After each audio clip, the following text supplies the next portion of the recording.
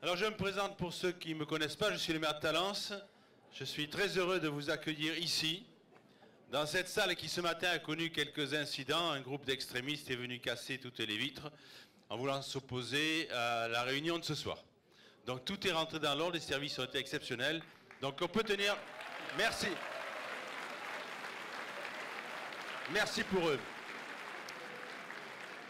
Je leur transmettrai vos remerciements. Demain, on fait un apéritif pour effectivement marquer cet événement.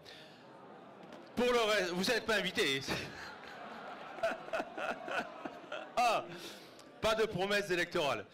Je disais à Emmanuel, quand il est arrivé, pour moi qui étais électeur et élu du Modem depuis des années, je me suis dit, mais qu'est-ce que c'est cet extraterrestre qui vient comme ça sur nos terres? Qu'est-ce qu'il vient faire? Et on avait donc une inquiétude en disant, mais qui est-ce? Il reprenait ces mêmes éléments qu'il a su maintenant développer sur l'idée intelligente de faire travailler ensemble des gauches réformistes et la droite républicaine. Et c'est vrai qu'aujourd'hui, face au problème de la France, c'est indispensable. On peut avoir des valeurs de la droite qu'on respecte, la sécurité, l'ordre, le travail, et on peut avoir des valeurs de gauche que l'on respecte aussi, la liberté, l'attention aux autres, et on doit pouvoir grouper tout ça. Et Emmanuel a su prendre ce flambeau. Il a su le mener très haut, et on le voit aujourd'hui, on le voit par votre présence, on le voit dans les sondages, on le voit partout, et c'est une chose que j'approuve, et c'est pour ça que j'ai décidé, depuis quelques jours, de lui apporter mon soutien total, en plus de mon parrainage.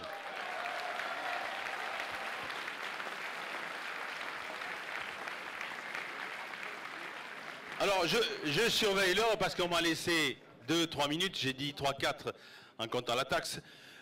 C'est vrai que, alors bien sûr, je ne vous cacherai pas que j'ai eu quelques éléments critiques de mes partenaires en disant, mais quoi, dans la ville de Juppé, tout ça, soutenir Macron, ça n'a rien à voir. D'ailleurs, Alain Juppé l'a compris, c'est un homme d'État. Mais vous avez des militants, parfois excessifs, qui confondent le parti politique et le parti pris. Et naturellement, c'était des grands cris. Alors, je ne suis pas inquiet. L'important, c'est, quand on a des convictions, c'est de les affirmer. Je dis souvent que quand on a un drapeau et qu'on marche avec, on ne doit jamais le mettre dans sa poche. Parce qu'un drapeau qu'on met dans sa poche, c'est un mouchoir. Et bien que j'ai un gros rhume, je préfère garder le mouchoir garder le drapeau, pardon, que le mouchoir. Alors, en conclusion, parce que je vois mon heure, j'allais dire que face au succès de la démarche d'Emmanuel Macron, on entend 2-3 critiques répétées. Et le programme. Et vous voyez bien, comme moi, que tous les jours, toutes les semaines, eh bien, Emmanuel dévoile une partie de ses programmes et on se rend compte que c'est un projet qui est indispensable pour l'avenir de la France. Donc ça, on peut répondre à ce doute. Le deuxième doute, il est par rapport à la capacité de faire. Alors, aucun jeu de mots va être au mouvement, mais les gens disent ça ne marchera pas, c'est impossible, en France, on n'est pas consensuel, ça ne marchera pas.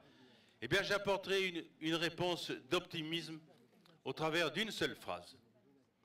Vous n'avez pas beaucoup connu, mais très souvent, Robert Kennedy, dans ses campagnes, le frère du président assassiné, qui a lui-même été assassiné en 1968, il avait cette phrase de Georges Bernard Shaw, il disait « Certains voient les choses telles qu'elles sont, moi, je vois des choses qui n'ont jamais existé et je me dis pourquoi pas. » Eh bien, merci à Emmanuel de nous porter cette espérance. Et nous serons réunis.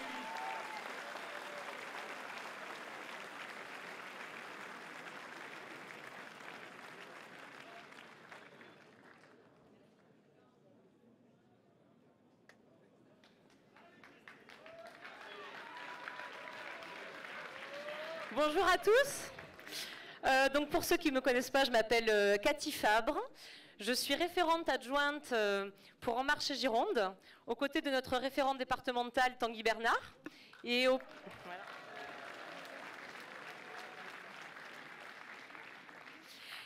côtés de toute une équipe que je salue aujourd'hui.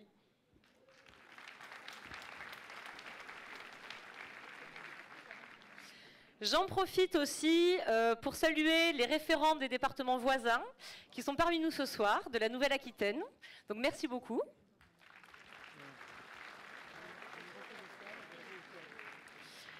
Donc par rapport aux événements de cette nuit, j'avais aussi un petit mot à dire.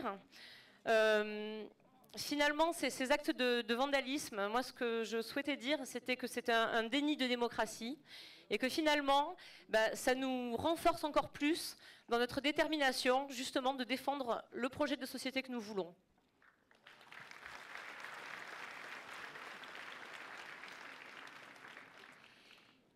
Il reste 45 jours avant le premier tour de la campagne présidentielle. Et en préparant cette intervention, je me suis remémoré le chemin parcouru par En Marche depuis sa création, le 6 avril dernier. Ça fait quasiment un an, donc c'est pas très long. Et finalement, quand je me retourne sur ce parcours réalisé en si peu de temps, je me dis qu'on a de quoi être fier. On a de quoi être fier parce que En Marche est un mouvement qui a de l'audace et qui a de l'ambition pour la France. L'audace, c'est d'abord le fait d'avoir fait le pari, d'avoir tout misé sur le fait de faire travailler ensemble des gens qui viennent de bords politiques différents. Et quand on revient en arrière, il y a un an, sur le papier, c'était vraiment pas gagné. Et finalement, aujourd'hui, nous y sommes. Le programme, il est là. Et le programme, il allie à la fois justice et efficacité, à la fois protection et liberté. Il marche sur ses deux jambes. Par rapport à ça, on s'aperçoit que cette nouvelle offre politique, elle a énormément émergé sur le terrain et elle a libéré beaucoup d'énergie. Notamment en Gironde, nous sommes aujourd'hui exactement 4 977 adhérents.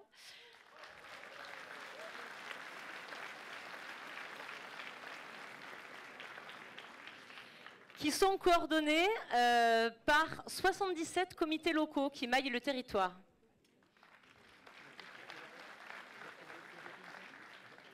Donc je voudrais d'ailleurs demander aux animateurs des comités locaux qui sont parmi nous ce soir de bien vouloir brandir leurs pancartes pour qu'on puisse les identifier. Voilà.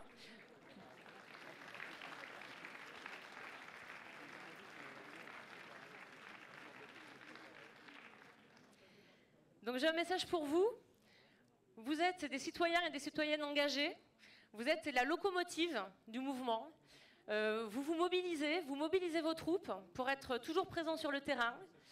Et aujourd'hui, on veut vous rendre hommage. Au nom d'En Marche, je veux vous rendre hommage. Parce que finalement, si on gagne les présidentielles, ou quand on gagnera les présidentielles, on pourra se dire...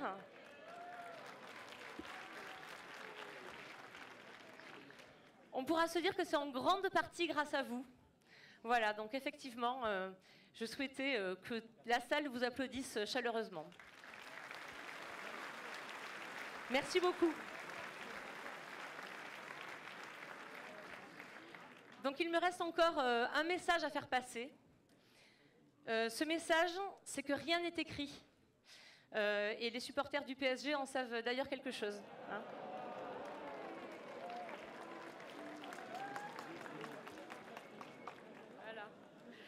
Rien n'est écrit.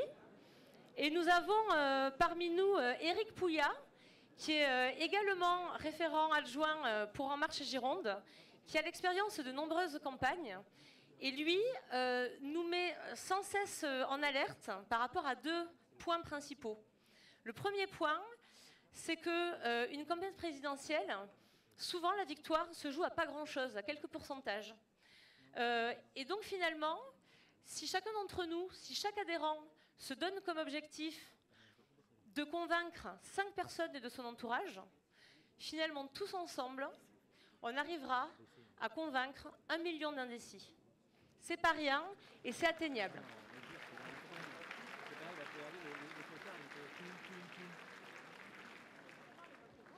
Le deuxième point, c'est qu'une campagne présidentielle, généralement, tout se joue dans les derniers 15 jours. Donc c'est maintenant qu'il faut mettre les bouchées doubles.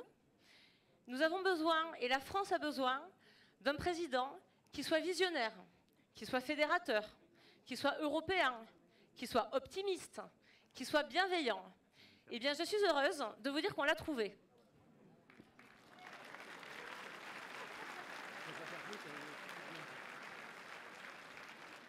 Donc maintenant, tout simplement, à nous tous de tout donner pour la victoire.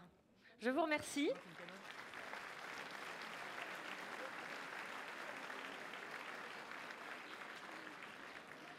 Je vous souhaite une excellente soirée. Je vais passer la parole à Arnaud Leroy.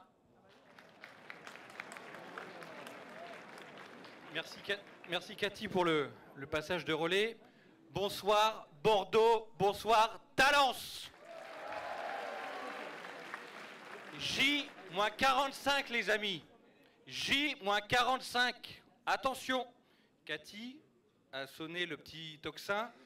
Pas de démobilisation. Oui, les sondages, c'est important, c'est sympathique, surtout quand ils sont bons, comme ce soir, comme ces derniers jours, comme ils le seront dans les prochaines semaines. Mais surtout, il nous faut rester mobilisés. Pas céder ni à la panique, ni au succès trop facile. Il nous reste à convaincre. Donc, on ne gagnera pas simplement par Facebook. Donc, il faut aller voir les gens, discuter, boire des coups, c'est important, surtout en Gironde, pour qu'on puisse relancer l'économie locale et de faire campagne. Je parle sous le contrôle du député du Libournais, Saint-Émilion, Pomerol et compagnie, donc il est ravi de tout ça, mon ami Florent Boudier, que je salue ce soir. Merci, monsieur le maire, de votre accueil. Vous savez, j'étais un des rares, on peut le dire, au début, en avril. Vous savez, c'est un peu comme le CID. Nous avions commencé peu et nous sommes à l'arrivée, devant cette ligne d'arrivée, de plus en plus nombreux, notamment beaucoup de Français qui croient en l'espérance incarnée par Emmanuel Macron. Je pense qu'il faut qu'on reprenne ce flambeau de l'optimisme. Rien n'est écrit, rien n'est perdu. La France n'est pas perdue. La France peut rebondir. Oui, il faudra faire des efforts. Oui, nous l'assumons dans notre programme. J'entends ceux qui nous disent, certains, dans un parti que je connais bien, le Parti Socialiste, que c'est un programme de droite. Non, c'est un programme honnête. Honnête, qui ne va pas dans le sens, on ne va pas brosser les gens dans le sens des poils pour leur faire plaisir. Parler de fracture sociale en mai et faire payer la facture en octobre prochain. Nous ne ferons pas ça. Nous ne ferons pas ça. Donc, mes amis, il nous faudra convaincre dans les prochaines semaines pour que nous puissions expliquer notre projet pour l'école, pour nos aînés, pour nos territoires, l'agriculture, la transition écologique, l'appareil industriel, dont on voit encore les faiblesses ces derniers jours. Oui, il nous faudra expliquer une nouvelle solidarité, entrer dans notre 21e siècle, qu'on tarde à vouloir épouser. Donc voilà, moi je pense que nous avons, et ça a été dit par Cathy, trouvé la personne idoine pour nous expliquer et nous guider dans cette nouvelle aventure. C'est une aventure qui s'ouvre, pas simplement pour la France, pour l'Europe. Je suis heureux de voir quelques drapeaux européens ce soir, et aussi pour le monde. Vous avez d'un côté M. Poutine, dont on voit les velléités à venir perturber les jeux démocratiques, que ce soit en France, en Allemagne, aux Pays-Bas ou encore au Canada. Donc il faut qu'on soit vigilant face à ça. Qui aujourd'hui a la crédibilité en France, à part Emmanuel Macron, pour incarner une nouvelle vision de la France, une nouvelle aventure européenne? Il faut qu'on puisse avancer sur ces questions-là, qu'on le fasse ensemble et qu'on regarde aussi de l'autre côté de l'Atlantique. Notre vieil allié, notre vieil ami, les États-Unis, est en train aussi de vivre une période compliquée. Avec Donald Trump à sa tête, je vous avoue franchement, je ne suis pas sûr qu'il puisse finir son mandat, mais en tout cas la France sera toujours à ses côtés, aux côtés des Américains, dans la logique de Lafayette, s'ils ont besoin de nous. Par contre, nous devons prendre notre responsabilité, nationalement. Le parti du pays, avant de prendre parti pour quelconque parti, c'est ça qu'on joue aujourd'hui. 2017 est importante, car 2017 conditionnera 2022. Si nous loupons la marche en 2017, mes amis, nous serons peut-être encore ensemble en 2022, mais l'heure sera encore beaucoup plus grave. Donc, pour nous porter à la bataille, j'appelle notre candidat, notre ami, notre président du mouvement En Marche, Emmanuel Macron.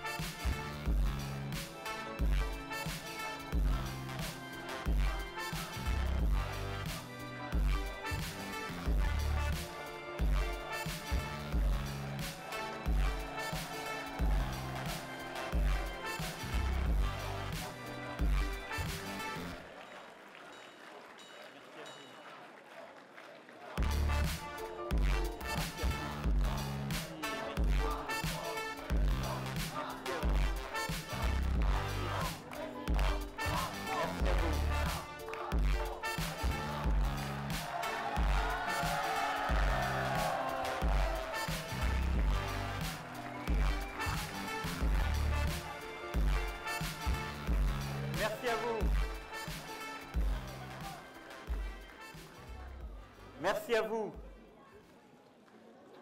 Merci à vous. Merci d'être là. Je sens une salle chaude ici à Talence. C'est parfait. Alors d'abord, merci, cher Alain, merci, monsieur le maire, de nous accueillir dans cette salle.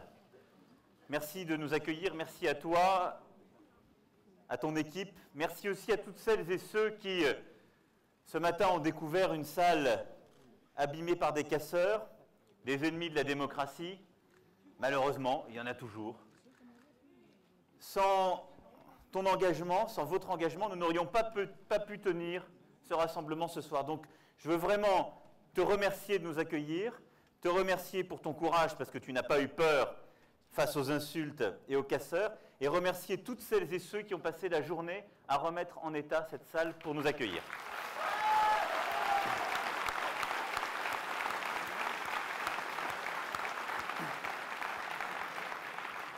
Et merci à vous, mesdames, messieurs, d'être là ce soir, ici. Je sais que vous venez de toute la région.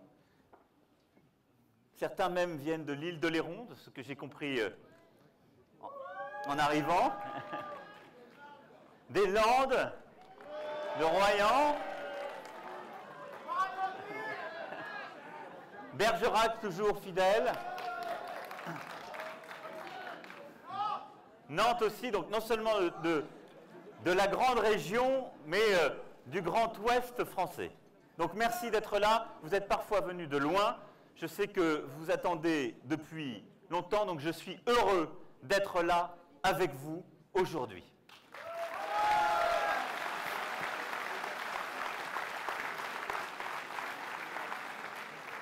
Alors nous sommes dans l'ombre portée, levée sur l'épaule de Bordeaux, quand on se réunit ici à Talence. Et je ne peux pas commencer ce rassemblement sans parler et avoir quelques mots pour Bordeaux et ses hommes politiques. J'allais dire ses femmes et ses hommes, mais Bordeaux a été marqué par deux grands maires. Et je pense que ces maires ont une histoire, ont marqué la vie politique française, chacun avec leur identité, qui correspond, en tout cas qui a des convergences avec ce que nous portons. Jacques Chaban-Delmas,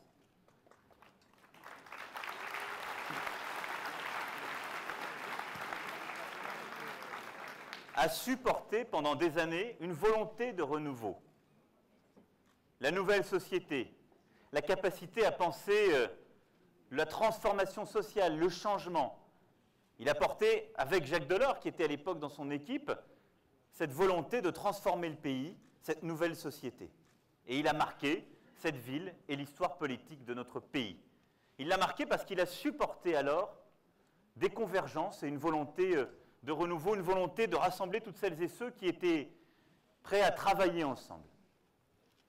Et puis, le maire qui lui a succédé, c'est évidemment Alain Juppé.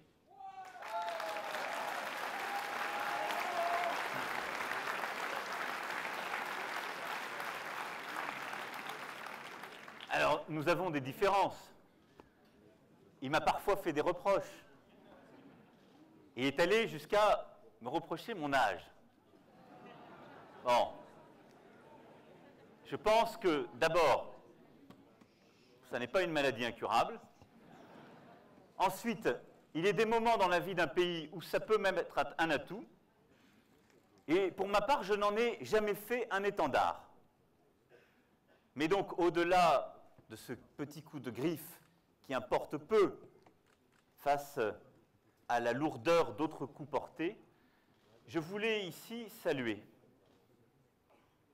celui qui est un grand responsable politique français, qui est aujourd'hui un maire respecté et qui a transformé très profondément sa ville, qui continue à conduire cette action, et saluer la décision qui a été la sienne, parce que ça n'est jamais une décision facile.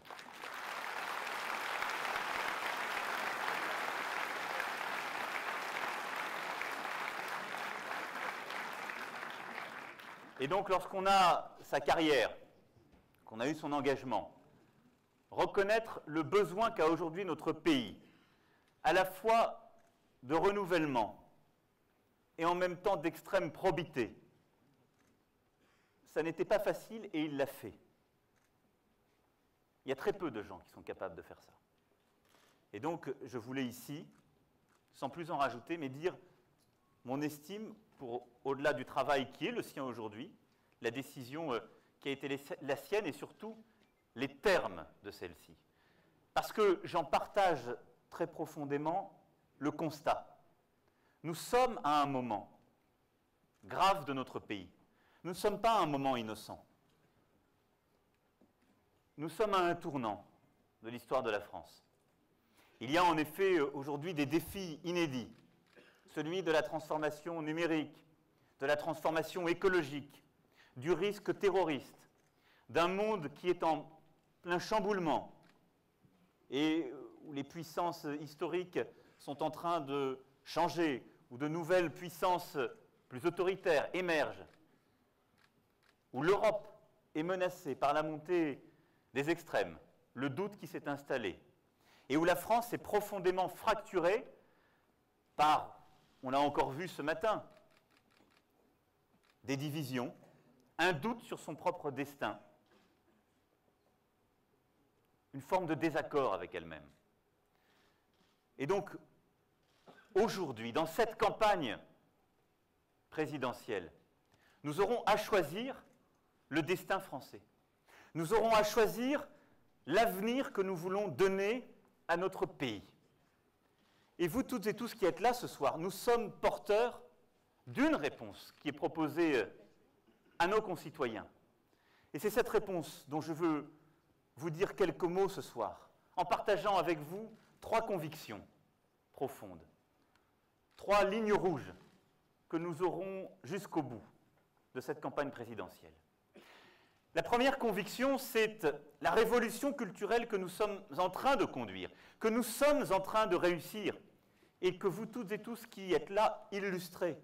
Il y a dans cette salle des élus qui viennent d'ailleurs de toutes les régions. Je remercie fidèle Christian Tessel qui vient depuis Rodez avec nous. Il y a des parlementaires de la région, Florian Arnaud, il y a un maire, plusieurs maires même de la région. Il y a la société civile qui est là avec nos référents. Il y a le rassemblement de femmes et d'hommes qui ont eu des histoires politiques différentes, qui ont eu des engagements différents, qui parfois ne s'étaient jamais engagés, mais qui aujourd'hui veulent œuvrer ensemble parce que ces défis du pays sont inédits. Parce que aujourd'hui, nous ne sommes pas dans une campagne comme hier. Et donc, cette première conviction, c'est que jusqu'au bout de la campagne que nous menons, nous aurons à tenir et à faire advenir cette révolution culturelle et politique. Et elle repose sur 3 termes. Et j'en suis le garant devant vous ce soir. Le renouvellement, l'alternance et le rassemblement.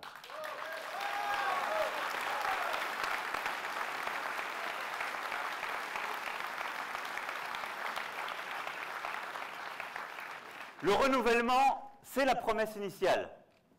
C'est ce pourquoi nous avons créé En Marche. Et que personne ne se trompe.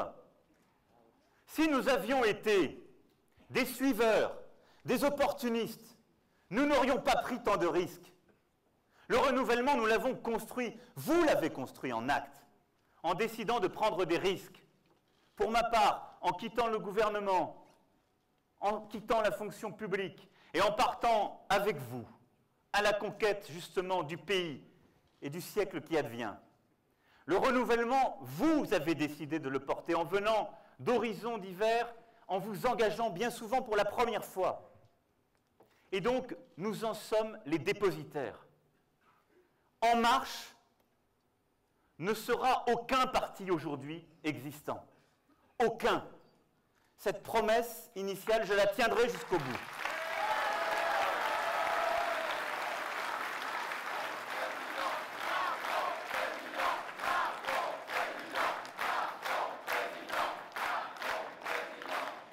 Alors, je veux vous rassurer, parce que c'est vrai que pour qui ouvre chaque jour la presse de droite, nous sommes devenus un parti de gauche.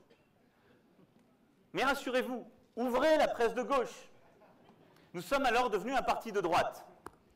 Parce qu'ils ne savent pas penser dans d'autres termes que les termes anciens. Parce qu'ils ne connaissent d'autres visages que ceux qu'ils ont battus et rebattus. Parce qu'ils sont fatigués.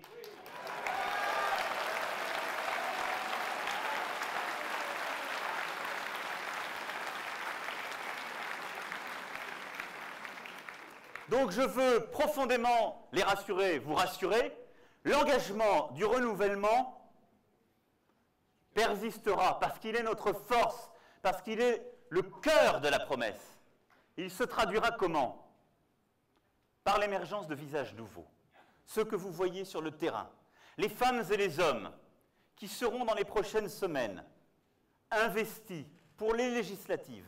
Et je l'ai dit, il y aura au moins la moitié de nos candidats qui seront de nouveaux candidats et de nouvelles candidates.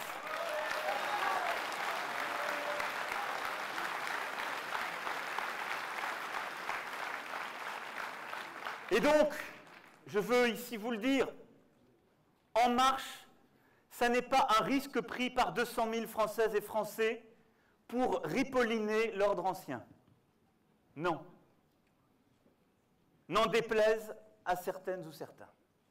C'est l'émergence d'un mouvement politique neuf, d'une énergie nouvelle en politique, parce que la politique, elle appartient aux Françaises et aux Français.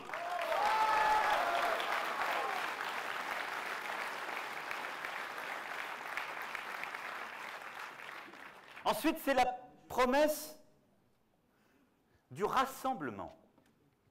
Et elle est tout aussi importante. Le rassemblement de la société civile et de la société politique. Vous venez d'horizons différents, vous avez des histoires différentes. Et on ne peut pas construire ce que seront les prochaines années de la France en excluant une partie ou en jouant une partie contre l'autre. En pensant que la société civile, se révélant à la politique, d'un seul coup, émergerait comme une génération spontanée. C'est un travail, un accompagnement que nous allons continuer à faire. Et donc, c'est ce rassemblement de la société civile et de la société politique. Et c'est le rassemblement aussi de femmes et d'hommes politiques, dont l'histoire, les familles, l'inscription historique sont différents. Et je respecte ce pluralisme. Mais le rassemblement qui est le nôtre, c'est un rassemblement cohérent. C'est un rassemblement sur des valeurs que nous avons exposées dès le début. C'est un rassemblement sur des actions présentées la semaine dernière dans notre programme.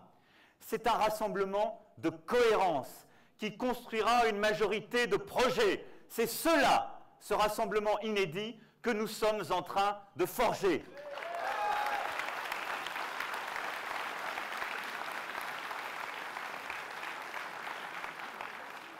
Et ce rassemblement, il est indispensable au moment où nous nous parlons.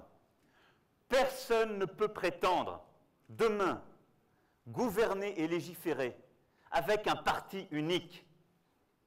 Personne ne dépasse aujourd'hui un quart des suffrages tels qu'exprimés dans les sondages.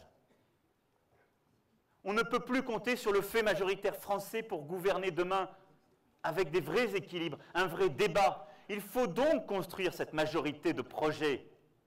C'est cela ce que nous sommes en train de faire. Et ne croyez pas une seule seconde que le candidat d'une gauche qui se déchire, qui chaque jour subit des hémorragies, pourra la constituer s'il devait gagner. C'est impossible. Ne pensez pas une seule seconde que la candidate du Front National, qui ne représente qu'une partie de la France, et qu'on ne sifflera pas ici, parce que nous ne sifflons personne, mais qui joue sur la haine et les peurs.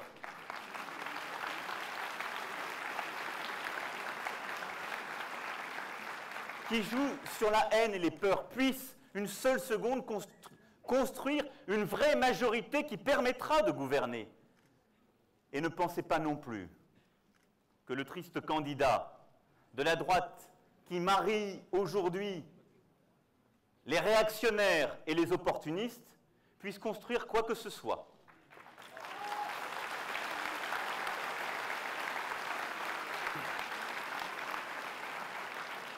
Les 15 derniers jours ont suffi à vous montrer une chose.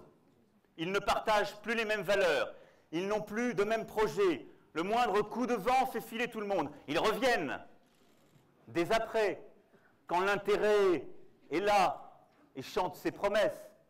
Mais ils ne construiront rien, parce que les coups de vent, nous en aurons dans les 5 années à venir. Il faudra savoir résister. Et vous avez déjà la liste de toutes celles et ceux qui s'éguerront.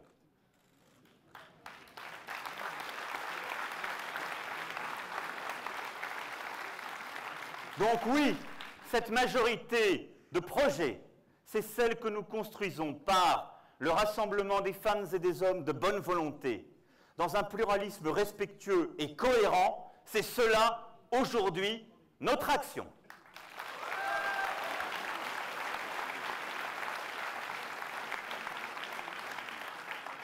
Et enfin, la promesse, c'est celle de l'alternance. Ah, je les entends. Je les entends, celles et ceux qui ont tellement peur de nous voir arriver, qu'ils sont en train d'expliquer chaque matin, dans un journalisme qui est devenu de la propagande, tant il devient effrayé de ce qu'il voit, qui disent c'est la continuation du même. Ces gens-là vont continuer à faire la même chose. Non. Vous savez, si j'avais voulu faire la même chose, je serais resté ministre. Je n'aurais pas lancé un nouveau mouvement politique, parce que ce chemin n'a pas été semé de roses, vous le savez, toutes et tous. Personne ne croyait en nous au début. Tout le monde nous moquait, s'amusait, mais ils n'avaient pas vu que le peuple français a une énergie, une volonté de faire, de changer les choses, que rien n'arrête. Et donc oui, ce que vous voulez, ce que nous portons depuis le premier jour, c'est une volonté vraie, sincère d'alternance. Pas l'alternance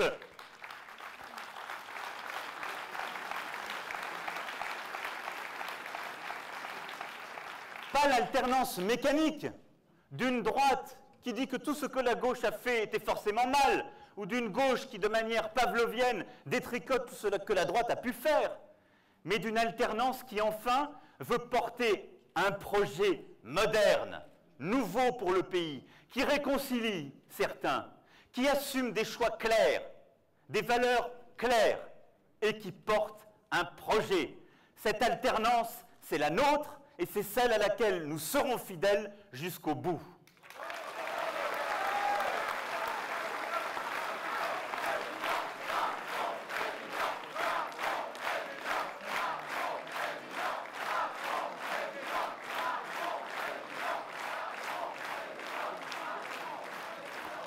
La deuxième conviction que je voulais partager avec vous ce soir, c'est que cette alternance, ce renouvellement, ce rassemblement, nous les construirons pleinement sur le projet qui est le nôtre, celui que j'ai présenté la semaine dernière, et dont le socle est ce contrat avec les Français.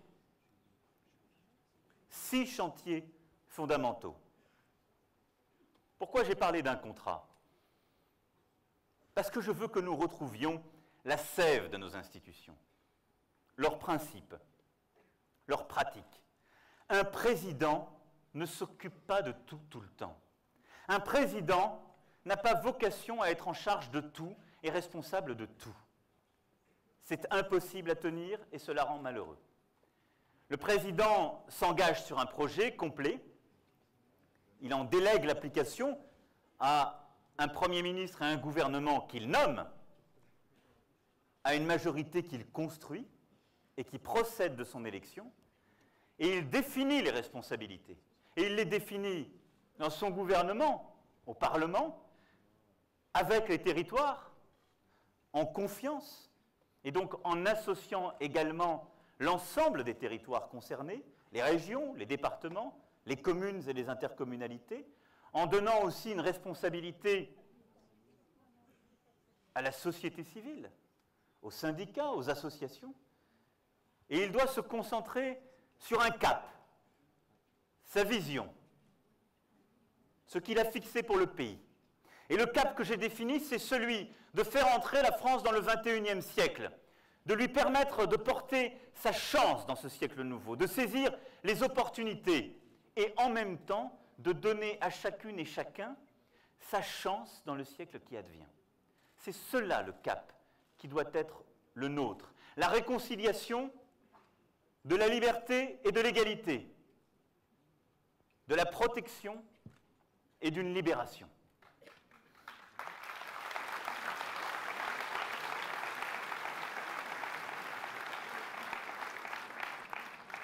Et le président doit être attaché à des chantiers fondamentaux dont il doit rendre compte et dont je rendrai compte chaque année devant le Congrès. Le premier chantier, c'est celui de l'école et de la culture.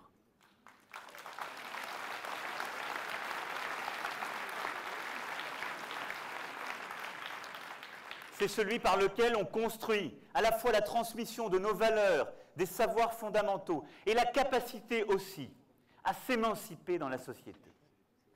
Le deuxième chantier, c'est celui de la construction de notre nouveau modèle de croissance. C'est l'investissement dans la transformation numérique et écologique du pays. C'est la volonté de privilégier l'investissement sur les dépenses courantes. C'est la réforme en profondeur d'un modèle qui a été pensé après la Deuxième Guerre mondiale et qui ne nous permet plus aujourd'hui de relever pleinement les défis d'une société en transformation, d'un monde qui se bouleverse à vitesse accélérée et dont nous devons repenser les grands équilibres.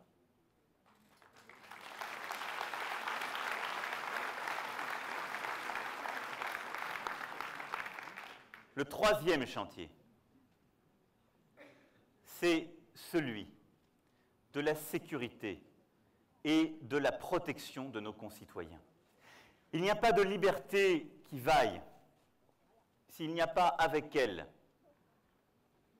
l'engagement de protéger chacune et chacun, s'il n'y a pas en même temps la capacité à accompagner l'ensemble de nos concitoyens et des Françaises et des Français face au risque du terrorisme comme au risque du quotidien.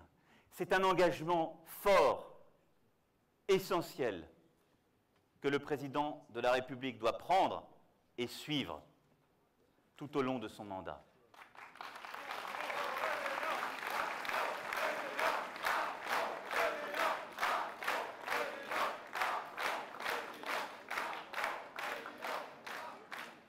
C'est ensuite le chantier du renouvellement et de la moralisation de la vie publique et politique.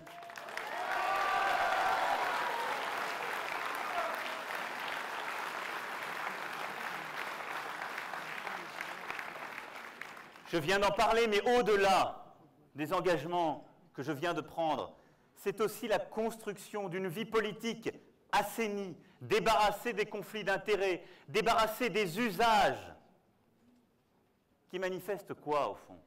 La perte de repères. Parce que oui, parfois, certaines pratiques sont légales, mais elles ne sont plus comprises, elles ne sont plus acceptées, elles marquent une distance, elles alimentent un soupçon qui, chaque jour, éloigne nos concitoyens des responsables politiques. Moi, je ne veux pas céder aux soupçons. Je veux défendre les femmes et les hommes qui, chaque jour, s'engagent, élus de terrain, parlementaires, parce que la très grande majorité d'entre eux sont probes, engagés pleinement. Mais leur action, leur vie au quotidien est bien trop souvent entachée, polluée par ce soupçon qui s'est répandu. Et donc, moraliser notre vie politique, c'est permettre à toutes ces femmes et tous ces hommes d'engagement et de sincérité de pouvoir exercer leur mission dignement. Et donc oui, c'est la lutte contre les conflits d'intérêts, c'est la limitation des mandats dans le temps, c'est la normalisation des règles de rémunération de l'ensemble des élus, c'est la plus grande transparence que nous mettrons partout, c'est l'engagement que je prends devant vous.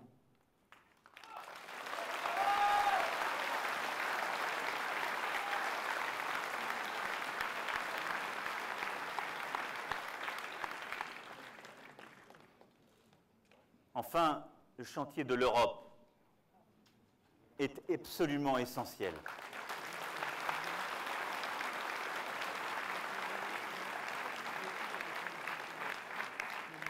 notre politique européenne et notre politique internationale sont non seulement ce qui porte nombre de nos protections, de notre souveraineté, mais notre capacité à être dans le monde, à pleinement rayonner, à défendre nos intérêts.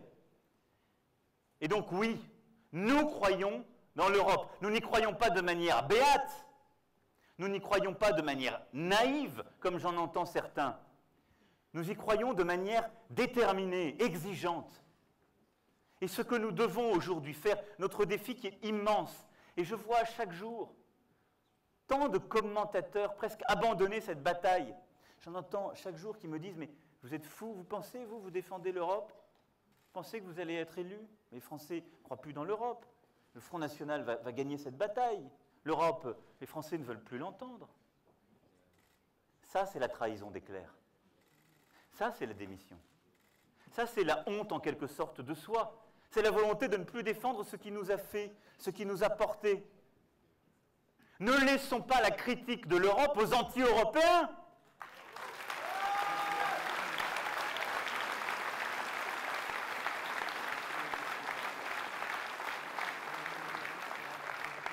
Aimons l'Europe en voulant la transformer, en voulant l'améliorer.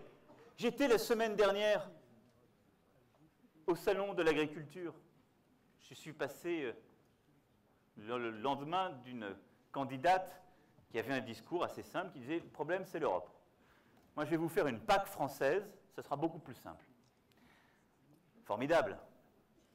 La PAC française dans la région, comment ça va se passer? Eh bien, on va aider au niveau français les agriculteurs, les viticulteurs. On va dire que l'ennemi, c'est l'autre. On va faire, comme le Front National fait d'ailleurs depuis des années, dire qu'on déteste les Chinois. Parce que c'est une cible. Moi, d'ailleurs, un des principaux reproches qui m'est fait, c'est que moi, je suis l'ami des Chinois. Si vous ne le saviez pas, je vous le dis. Donc, on va faire une bonne PAC française et on va protéger les ostréiculteurs, les viticulteurs, tout va bien se passer. Et puis, une fois qu'ils auront produit à la fin de la saison, ils vont vendre leurs produits normalement, parce que ce qu'ils veulent, nos agriculteurs, c'est vivre du prix payé. Et puis, on va s'apercevoir que le vin de la région, il a un premier marché qui s'appelle la Chine. Que nos huîtres, on les exporte formidablement dans des pays voisins et parfois lointains. Que tout ce qui est produit dans cette région est, pour une partie non négligeable et parfois croissante, largement exporté. Et je le dis à toutes celles et ceux qui peuvent être tentés par ces sirènes. Posez-vous la question du lendemain et demandez-vous si les Chinois qu'on peut mettre dehors, insulter, vilipender, quand ils viennent investir, à qui on peut dire pique-pendre, continueront pour autant à acheter ce que nous produisons. Allez expliquer donc à nos viticulteurs que c'est fini le Bordeaux qu'on va vendre en Chine ou ailleurs.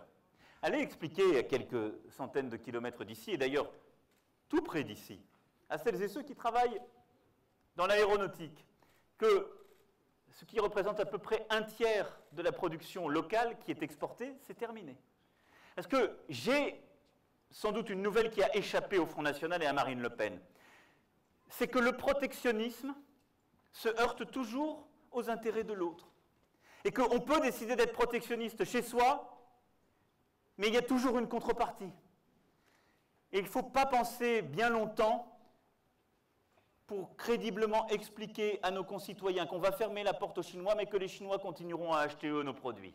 Ça, c'est un terrible mensonge.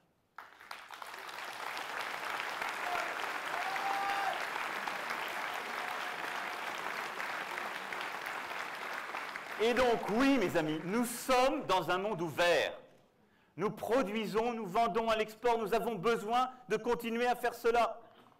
Et pour y arriver, pour défendre nos intérêts, nous avons besoin d'une Europe forte. Nous avons besoin d'une Europe avec laquelle nous sommes exigeants, qui protège nos artisans, nos commerçants contre la concurrence déloyale, qui protège nos agriculteurs, nos industriels contre le dumping fait à l'autre bout du monde par des puissances contre lesquelles nous seuls, nous ne pouvons rien, qui protège nos intérêts face aux risques terroristes et aux grandes migrations, face auxquelles fermer les frontières nationales ne servira pas à grand-chose, qui protège notre souveraineté numérique,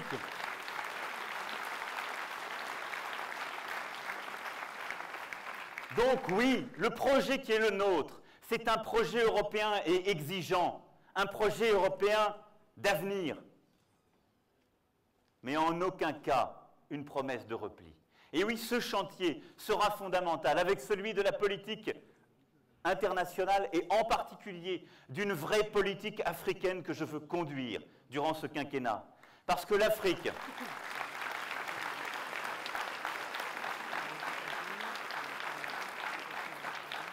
L'Afrique sera le continent de toutes les menaces et de toutes les opportunités. Parce que nous sommes liés à l'Afrique par notre passé, mais encore plus par notre avenir. Parce que si nous ne savons pas, nous Français, nous Européens, avoir une vraie politique avec l'Afrique, de francophonie, de développement culturel, de développement économique, de stabilisation des démocraties, parfois de sécurisation, eh bien nous laisserons l'Afrique tomber parfois aux mains des terroristes, tomber dans des déséquilibres. Nous laisserons des migrations se faire. Si nous ne savons pas aider l'Afrique dans le combat écologique, immanquablement les prochaines années, les prochaines décennies conduiront à des grandes migrations climatiques. Pour toutes ces raisons, notre devoir comme notre intérêt, c'est de tout faire pour que l'Afrique réussisse et que nous y ayons notre place. C'est absolument déterminant.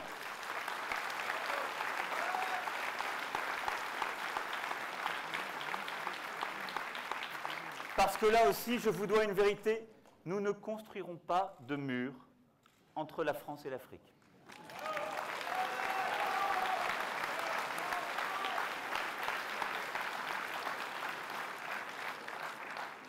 La troisième et dernière conviction que je voulais partager avec vous ce soir, c'est que ces chantiers essentiels, ils ont un fil directeur, une volonté profonde qui est la mienne. C'est comme je vous l'ai dit, de faire réussir notre pays, de le faire entrer dans ce siècle nouveau, de lui faire regarder en face ces défis contemporains, de se réformer, de se transformer en profondeur, et de faire que chacune et chacun sera l'acteur, l'un des acteurs de cette transformation. Je ne crois pas au redressement pensé d'en haut. Je ne pense pas que ce soit un homme ou un groupe de personnes qui dictent le redressement d'un pays, comme disent certains. C'est la politique d'avant-hier. Vous êtes les acteurs de ce changement. Mais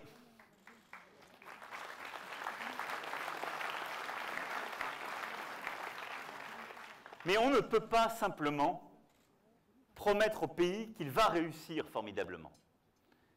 Parce qu'il y a des femmes et des hommes qui auront plus de difficultés parfois, qui se sentent aujourd'hui exclus de la mondialisation, qui se disent « ce monde-là, il réussit aux grandes métropoles, mais nous, on est laissés dans une France d'à côté, la France des villes moyennes, la France de la ruralité, la France des quartiers. » Toutes ces Frances, je veux les réconcilier.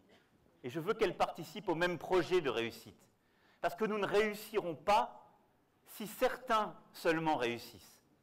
Et donc, ce que je veux porter, ce que je veux défendre, c'est le projet d'un nouveau contrat, d'un nouveau pacte avec les classes moyennes françaises.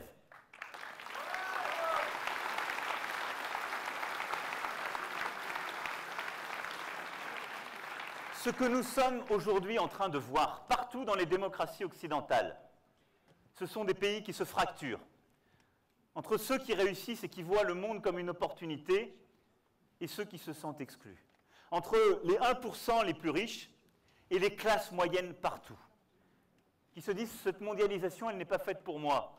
Je vois d'autres qui réussissent dans des pays étrangers, je vois les plus talentueux ou ceux qui étaient déjà les plus riches réussir encore mieux, mais moi je n'ai pas ma place dans ce projet. Or, le socle de notre société, de notre démocratie, ce sont les classes moyennes. C'est ce qui tient depuis des siècles la démocratie française et notre projet de progrès. Et donc, je veux bâtir ce nouveau contrat avec nos classes moyennes.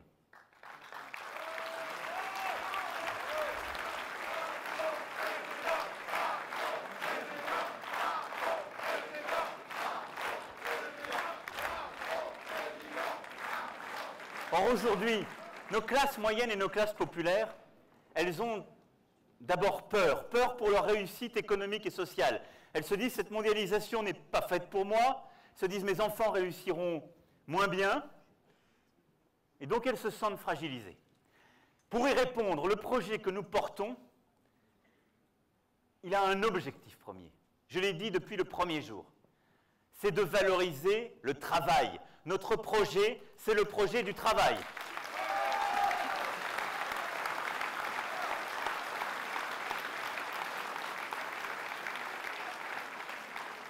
Et donc, c'est pour cela que je veux faciliter la vie des entrepreneurs en supprimant le RSI.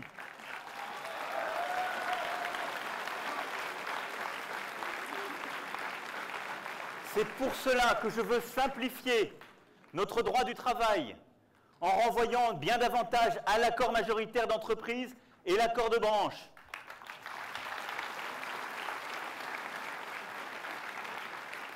Qui pourront négocier au plus près du terrain l'organisation de la vie de l'entreprise, la définition des seuils. Je veux simplifier justement l'organisation dans l'entreprise en fusionnant en une instance unique le comité d'entreprise, le CHSCT et toutes les instances qui se multiplient et n'améliorent pas la vie au quotidien, mais essentiellement le formalisme et les durées.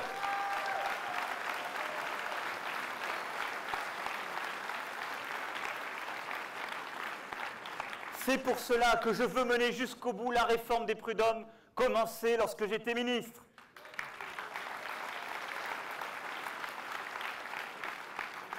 C'est pour cela que je veux une politique claire, stable, d'allègement de charges pour celles et ceux qui emploient.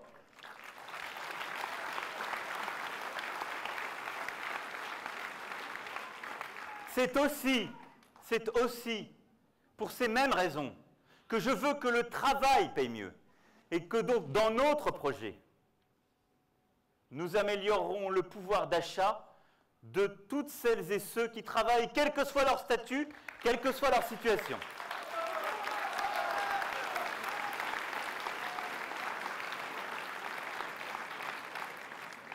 C'est pour les classes moyennes qui se construisent par le travail, l'émancipation par le travail, que notre projet est un projet de transformation en profondeur des grands équilibres qui ont été pensés après la Deuxième Guerre mondiale.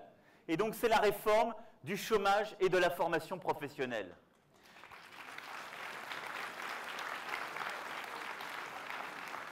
Alors moi, je vous rassure, je ne vous propose pas de réduire la durée d'indemnisation du chômage, ça ne sert à rien, ça fait basculer plus vite les gens dans les minima sociaux. Je ne vous propose pas un revenu universel qu'on ne sait pas financer, parce que ce sont des promesses intenables, et surtout, c'est la défaite culturelle. C'est la reconnaissance du fait qu'on a perdu la bataille.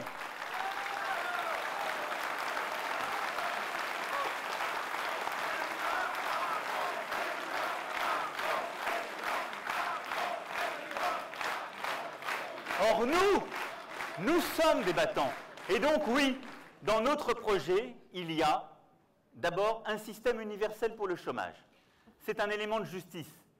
Celles et ceux qui entreprennent, les artisans, les commerçants, les agriculteurs, les entrepreneurs, doivent être couverts.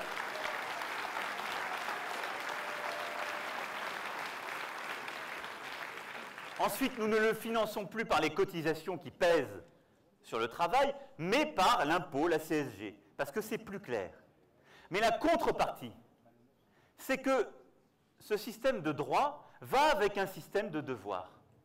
Et que donc, ce que nous portons en responsabilité, c'est que dès que quelqu'un tombe au chômage, quel que soit son statut, il est protégé. Nous faisons un bilan de compétences et on lui propose des offres d'emploi.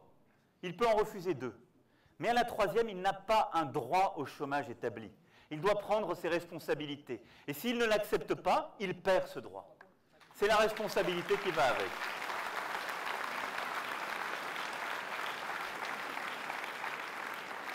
Mais dans le même temps, s'il n'existe aucune offre d'emploi qui corresponde à ces qualifications, parce que nous avons aujourd'hui des centaines de milliers de nos concitoyens, des millions, qui sont dans cette situation. Alors nous lui devons la formation. Et c'est la transformation profonde de notre système de formation professionnelle. Et c'est normal, il a été pensé et conçu par les hommes que j'évoquais tout à l'heure. Il a été conçu par Jacques Chaban-Delmas et Jacques Delors en 1971, à une époque où le chômage était anecdotique et où la société ne fonctionnait pas de la même façon. Or, aujourd'hui, nous sommes bousculés par des transformations radicales. Dans certains secteurs, peut-être des femmes et des hommes présents dans la salle vont perdre leur emploi. Il faut les protéger, eux, pas protéger leur emploi, qui est bousculé par un changement technologique, mais leur permettre à tout moment de la vie de se reformer pendant 6 mois, 1 an, 2 ans, pour accéder à de nouveaux emplois. C'est cela la protection nouvelle, la vraie sécurité professionnelle.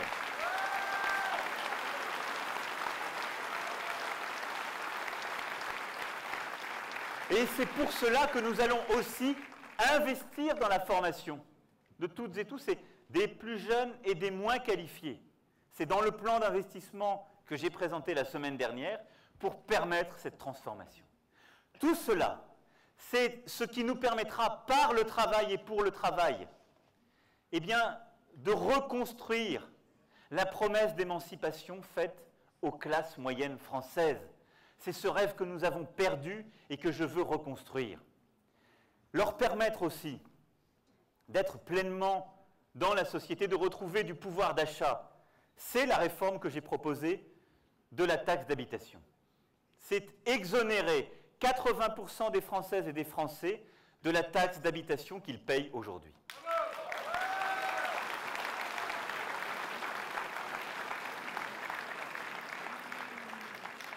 Nous le ferons en 3 ans. Cela représente 10 milliards d'euros. Ces 10 milliards d'euros, nous pouvons les financer pendant ce quinquennat parce que nous allons faire 60 milliards d'euros d'économies. Et donc, je ne le finance pas en montant un autre impôt, en remplaçant l'un par l'autre. Je le finance sur nos économies. Une partie des économies que nous ferons baissera le déficit. Une autre permettra d'alléger les charges et l'impôt des entreprises et, à parité, les impôts de nos concitoyens. Alors, pourquoi j'ai voulu supprimer pour 80% des Français la taxe d'habitation? Ça veut dire que pour un couple qui a 2 enfants, jusqu'à 5 000 € de revenus de référence par mois, il ne paiera plus la taxe d'habitation. Donc vous le voyez, c'est beaucoup de Français. 80%. Parce que c'est plus juste que de réformer l'impôt sur le revenu. Parce que la taxe d'habitation est aujourd'hui l'impôt le plus injuste sur le plan social et sur le plan géographique. Parce qu'aujourd'hui, quand vous habitez un 80 mètres carrés dans la même ville, si vous gagnez 1 fois le SMIC ou 3 fois le SMIC, vous payez la même taxe d'habitation. Et donc, on ne prend pas en compte vos revenus, ce que vous pouvez vraiment payer. Et donc, c'est moins juste que l'impôt sur le revenu. Ensuite, parce que quand on regarde la carte, c'est un impôt qui pèse surtout sur les villes périphériques, les villes-centres en province, les villes qui n'ont plus autant d'entreprises qu'hier, qui sont parfois devenues des villes dortoirs, des villes de la ruralité, des petites villes. Et bien souvent, la taxe d'habitation dans ces villes moyennes et ces petites villes est beaucoup plus importante que dans les grandes villes et les métropoles. Pourquoi? Parce que les métropoles, elles ont beaucoup de revenus. Elles ont des taxes qui reposent sur les entreprises. Et elles peuvent du coup moins taxer les habitants. Regardez, Bordeaux, Lyon, Marseille, bien souvent la taxe d'habitation est beaucoup plus faible que dans les petites villes qui entourent. Et donc c'est injuste parce que nos classes moyennes, de plus en plus, sont poussées hors du centre-ville. Elles sont poussées hors des agglomérations où les prix sont de plus en plus élevés. Et elles se retrouvent à aller dans des villes moyennes où la vie est formidable, mais où elles payent plus. Et donc, c'était une mesure de justice de les exonérer.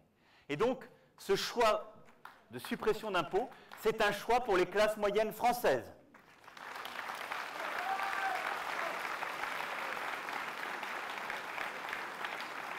Alors, en même temps, nous n'enlèverons pas 1 € aux communes. c'est l'État qui paiera. C'est l'État qui rembourse aux communes et qui, dès le début du quinquennat, dans un pacte territorial dont j'ai annoncé le principe, eh bien, définira les modalités pour préserver l'autonomie fiscale des communes et permettre qu'elles aient la liberté aujourd'hui nécessaire à leur action sur le terrain.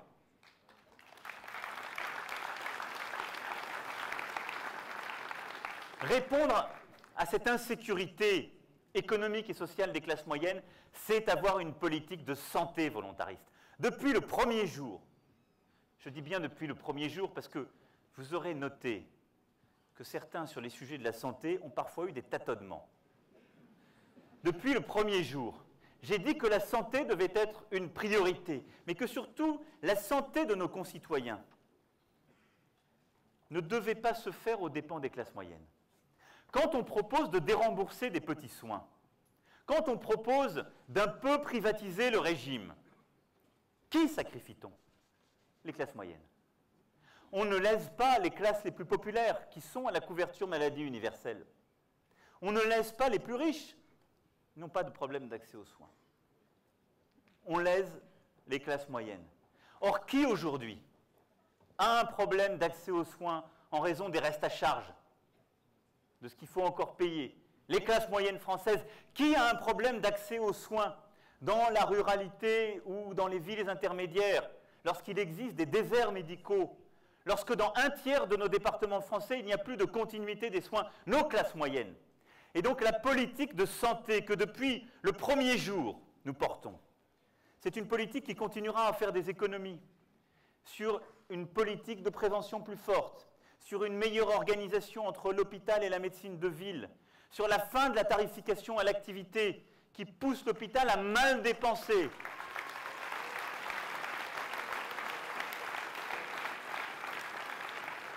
Mais en même temps, qui est plus exigeante pour rembourser les soins essentiels dans l'optique, dans le dentaire et dans l'auditif, pour, durant le quinquennat, construire la stratégie qui permettra d'en rembourser la totalité, qui doublera les maisons de santé et permettra de répondre aux problèmes des déserts médicaux et au plein accès.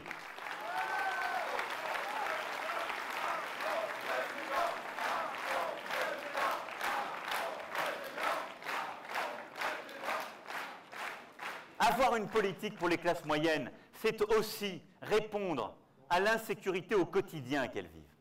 Qui est victime aujourd'hui de la peur, des insécurités ou des incivilités de chaque jour? Les classes moyennes. Pas celles et ceux qui vivent dans les beaux quartiers. Nos classes moyennes. Et donc la réponse que nous portons à cela, ce n'est pas une réponse théorique, ce n'est pas rouvrir des grands débats sur l'âge de la majorité pénale ou la déchéance des terroristes. Ces débats sont éculés, c'est la poursuite du Front National et ils ne règlent rien.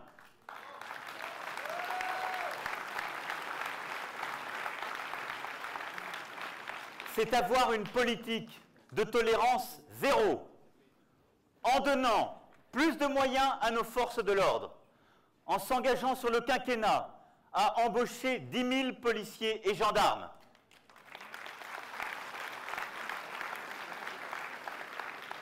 en améliorant leur formation, en permettant aussi de recréer une police de sécurité quotidienne qui construira sur le terrain, avec les élus, avec les associations de quartier, les vraies solutions qui permettent de répondre aux défis du moment. Cette police de sécurité quotidienne, nous la doterons aussi de nouveaux moyens. La possibilité de procéder à des amendes immédiates face aux infractions du quotidien qui aujourd'hui restent sans réponse. Les agressions faites aux femmes, bien souvent, et à toute personne dans la rue, aujourd'hui, il n'y a pas de vraie réponse. Les procédures pénales sont incertaines, longues, bien souvent classées sans suite. La détention de stupéfiants, le vol à l'étalage, tout ce qui aujourd'hui pollue la vie quotidienne de nos classes moyennes.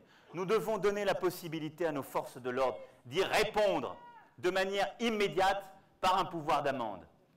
En même temps,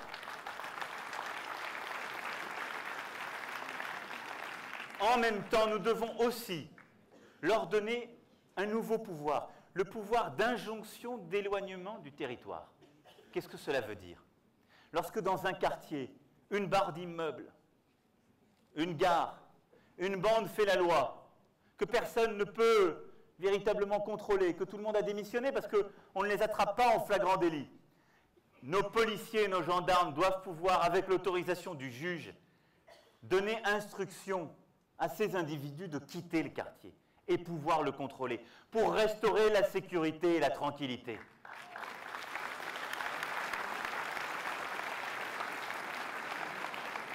Cette politique de sécurité, cette tolérance zéro qui sera la nôtre, je la conduirai parce que là aussi, c'est une politique en faveur de nos classes moyennes. Enfin, défendre nos classes moyennes, retrouver ce pacte de confiance entre la République et les classes moyennes françaises, c'est répondre à l'insécurité culturelle qui est là aujourd'hui. Cette peur de ne plus avoir ses intérêts, sa culture pleinement défendue, cette peur de ne pas être respecté dans ce que la République porte et dans ses valeurs. Et donc pour ce faire, nous devons avoir un projet terriblement ambitieux et exigeant pour l'école. L'école, c'est le socle de la promesse républicaine pour les classes moyennes.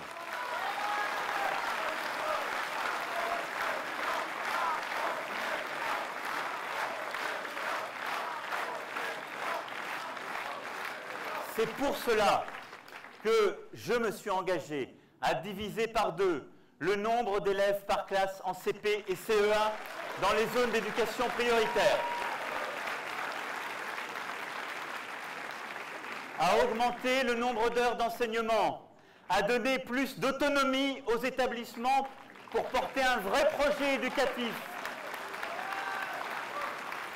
à mieux rémunérer les enseignants qui, dans le cadre de ces projets, vont sur les terrains de conquête, les zones les plus difficiles, pour là aussi éduquer les plus jeunes, reconquérir. C'est pour cela que je veux porter cet engagement pour une meilleure orientation dans l'école. Mais avoir une politique pour les classes moyennes, c'est aussi défendre notre laïcité. Elle est indispensable. C'est le bouclier qui répond à cette insécurité culturelle. La laïcité de 1905, c'est le socle que je protégerai.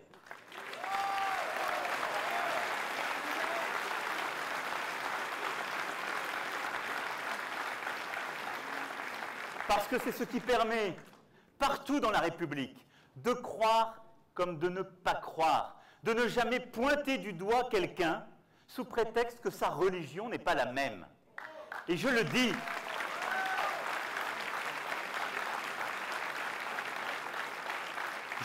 en ce sens, la droite réactionnaire et l'extrême droite sont en train de conduire le pays à la guerre civile.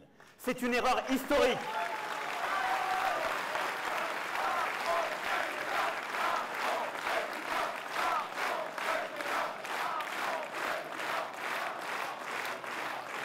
Parce qu'elles sont en train de dire que le problème du terrorisme, c'est une religion, l'islam. Ce qui est faux. Parce qu'elles sont en train de dire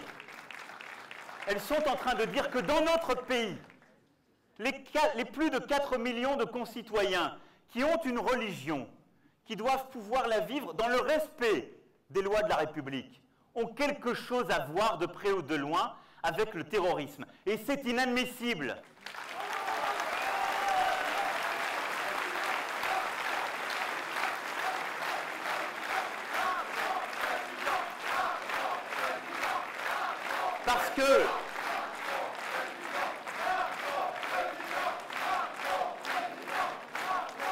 Parce que c'est le piège que nous tendent précisément les djihadistes.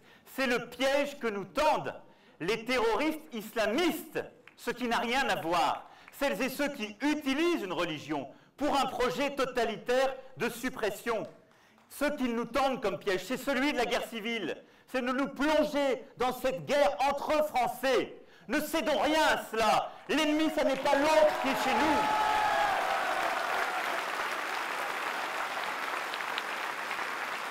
Et donc oui, je serai le défenseur d'une laïcité exigeante qui ne confondra rien, qui permettra à chacun d'exercer sa religion, quelle qu'elle soit, mais qui le permettra dans les règles de la République. Et donc, de la même façon, je ne céderai rien à toutes celles et ceux qui, au nom de leur religion, ne respectent plus les lois de la République. Je ne céderai rien.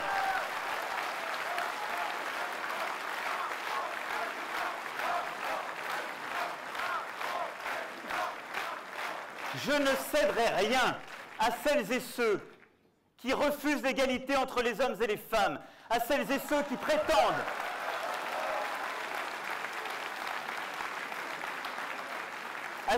qui prétendent qu'au nom d'une religion, on peut interdire à des femmes de s'installer à une terrasse de café, à celles et ceux qui, au nom d'une religion, veulent nous faire oublier ce que nous sommes, l'appartenance profonde à notre nation et à sa promesse, qui est une promesse de liberté et d'émancipation. Mais la laïcité, c'est un bloc, c'est tout cela. Et c'est ce bouclier qui sera le nôtre.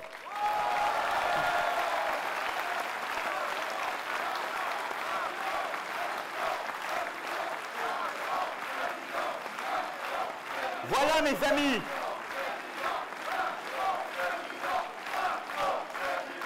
Voilà, mes amis, ce nouveau pacte. Voilà ce nouveau pacte avec les classes moyennes que je veux rebâtir avec vous. Le défi qui est le nôtre est immense. Et je vous le dis pour conclure avec gravité. Aujourd'hui, la menace est devant nous. Celle de voir le parti de la haine ou les partis du repli et de la régression gagner ce pays et lui faire perdre un tournant historique. Ce que nous portons, c'est un optimisme exigeant. C'est cette volonté de faire de la France une chance, et une chance pour chacun, de reconnaître le talent, la responsabilité qui est en vous, de redonner aux classes moyennes leur force et leur dignité. Mes amis, le projet qui est le nôtre, et dans les jours qui nous éloignent de la fin de cette campagne et de l'élection, ce que je vous demande, chaque jour, chaque heure de porter avec moi, c'est la vraie fierté d'être françaises et français. Ce que nous sommes, mes amis, c'est le mouvement des vrais patriotes. Ne cédons rien au parti de la haine. Ce sont les nationalistes étriqués. Ce sont celles et ceux qui ont peur du lendemain. Nous sommes les vrais patriotes, celles et ceux qui portent la France d'aujourd'hui et de demain avec toutes les Françaises et tous les Français. Vive la République et vive la France! Merci. Merci à vous. Merci à vous.